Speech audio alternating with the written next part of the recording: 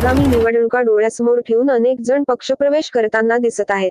तर सध्याची राजकीय परिस्थिती पाहता अनेक जण राजकारणात येण्याचा मार्ग निवडताना दिसत आहेत. यातच आता मुलगी झाली हो मालिका व बिग बॉस मराठी या कार्यक्रमामुळे चर्चेत आलेले अभिनेते किरण माने यांनी राजकारणात एंट्री केली आहे. किरण माने यांनी माजी मुख्यमंत्री उद्धव ठाकरे यांच्या उपस्थितीत ठाकरे गटात जाहीर प्रवेश केला आहे. तर दुसऱ्या बाजूला बीडमध्ये ठाकरे गटाला मोठे खिंडार पडले आहे. बीड जिल्ह्यात उद्धव ठाकरे यांच्या शिवसेनेत मोठी फूट पडली आहे. 54 पदाधिकारी मुख्यमंत्री एकनाथ शिंदे यांच्या शिवसेनेत प्रवेश केला आहे. परळीत याबाबत पत्रकार परिषद घेऊन या पदाधिकारी यांनी आपली भूमिका स्पष्ट केली आहे. काही जणांना विचारात न घेता निवडी करण्यात आल्या आहेत. तेही पदाधिकारी शिंदे सेनेत जाणार आहेत. काही दिवसांपूर्वी उद्धव ठाकरे शिवसेनेतील पदाधिकारी यांची पक्षातून हकालपट्टी करण्यात आली होती. त्यानंतर हा निर्णय घेण्यात आला आहे असे जिल्हाप्रमुख सचिन मुळक यांनी सांगितले.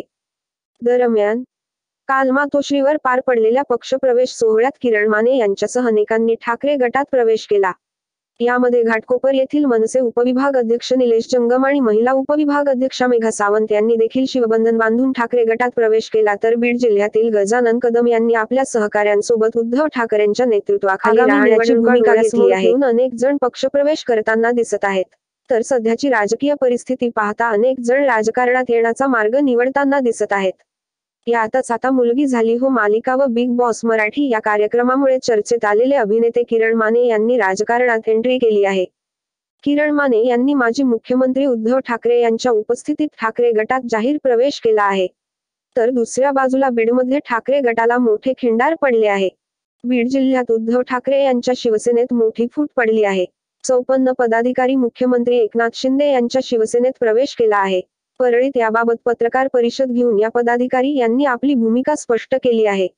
काही जणांना विचारात न घेता निवडी करण्यात आल्या आहेत. तेही पदाधिकारी शिंदे सेनेत जाणार आहेत.